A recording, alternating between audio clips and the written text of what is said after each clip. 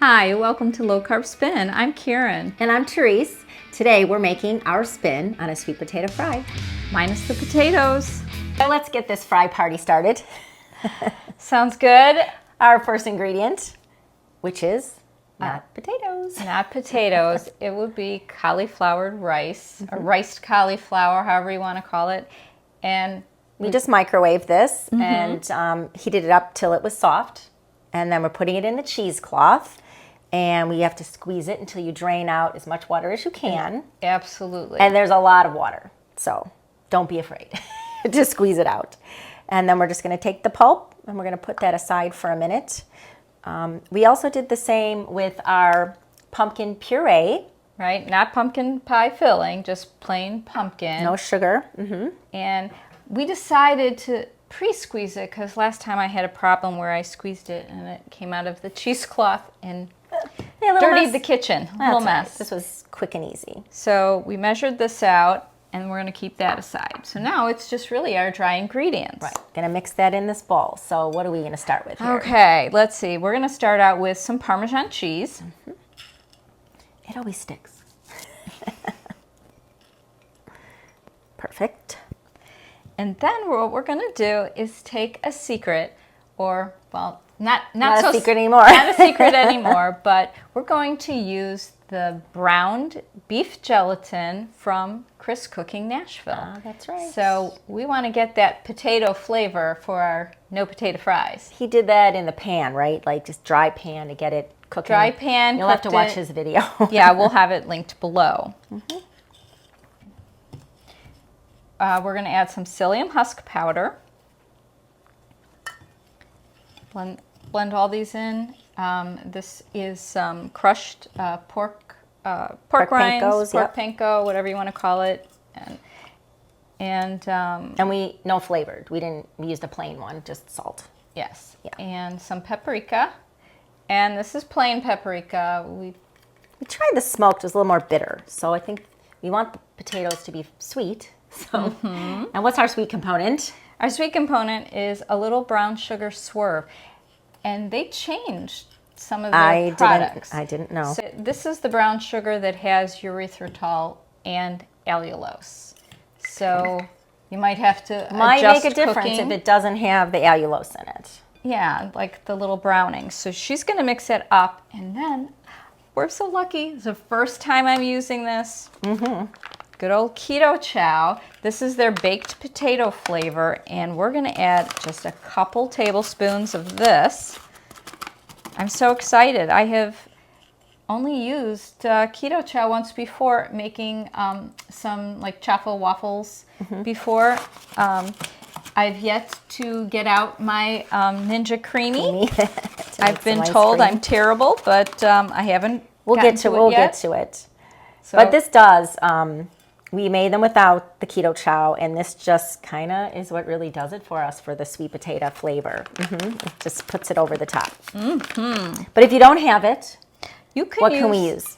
Whey protein isolate. We have done that. You know, I think if you use that brown beef gelatin, you'll still get that potato-y type flavor. So I think you'll be good. Almost looks like graham cracker crumbs. Yeah. But it's not. Savory graham cracker crumbs. Okay, so let's put in the cauliflower.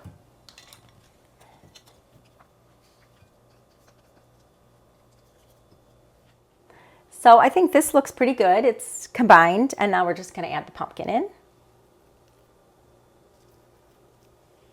And then you really got to get in there and work that pumpkin through so it gets all incorporated. So I think we've mixed this up good. We don't have any clumps of just white cauliflower left. Then you know you're pretty much balanced in your mixing. And all we're going to do now is add whisked egg white. Got it nice and frothy. And the batter did get a little bit dry as you were mixing those two things together, and now it's going to become quite moist again. But it will firm up to a dough, which we're going to make our fries with and spread it on a sheet. Once that psyllium husk starts working. Yep, combining. That's nice and combined. So we're just gonna let it set for a minute while we go get our silicone mat. So I have my silicone mat here ready on a cookie sheet. So we're just gonna take our dough and we're gonna plop this down in the center.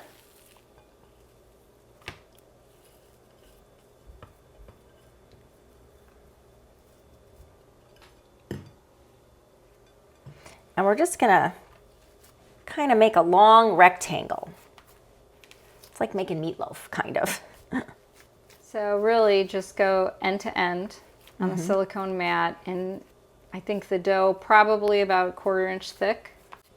And you're just gonna squeeze it in because some parts are gonna get thinner. You're gonna wanna try to make it all the same. I think that looks just about perfectly even, as best we can do with our hands. Looks good. Now we're just going to score them. And we have a little crinkle cutter. This one's kind of fun, and this is what my mom used to always use when she made us home fries, for sure. So you're gonna come on in here, Karen, and make some sticks for us. So we're gonna use the crinkle cutter, and we're just gonna make little scores In our cauliflower. And it doesn't have to be perfect. We're just getting the ridges. We're going to be putting these in the freezer to have them set. They'll be able to break apart once they're frozen. And you don't have to freeze them overnight. You can if you want to grab a few because it's lunchtime and you're hungry for a fry. If not, you know, you just need to get them firmed up because we're going to be making these in the air fryer, and it will be easier to handle than a loose, floppy fry. Exactly. There we go. Into the freezer.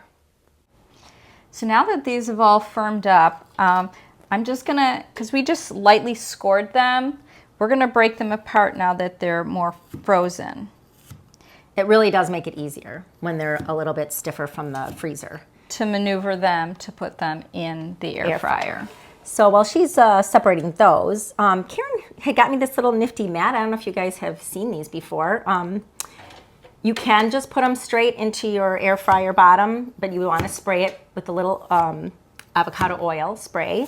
And I did do that on this mat also. We're just going to lay them in there and get a frying. Yeah, so here you can grab them. Grab them. Line them up. But because they're frozen now, they're like regular. Easy to handle. And this was only like, I don't know how long. Between 30. Yeah, between 30 and 45 minutes because Teresa has to go to work today, so we're in a little rush here with our filming. Just leave a little space between them, I would say. You don't want them touching. Well, we don't have to cook all of them. We can pop, like I said, these back into the freezer. All right. A few more? Yeah.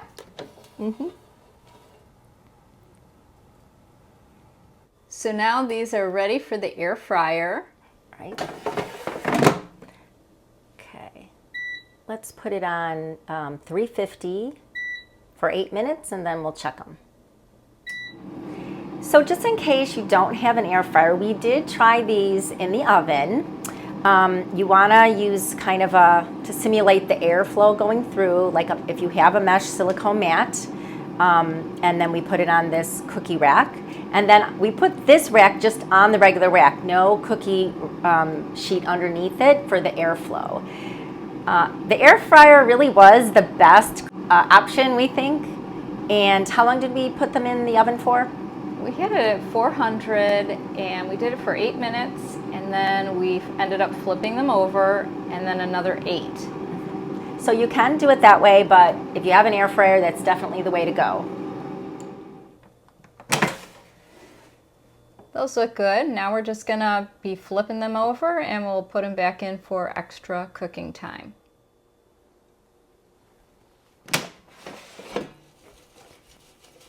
Do the little shake test. These sure are making me happy. Let's go. Let's dig in. I'm telling you. Okay. They're soft and potatoey on the inside. We just added a little salt on the top. Karen's got a good dipping sauce. One of these days we'll get that out here. Yeah, and I think the extra ketochow made a difference. I really do. You got to try it. Thanks for working on this recipe with me. It's a good alternative to, I mean, I haven't had sweet potato fries in I can't even tell you how long.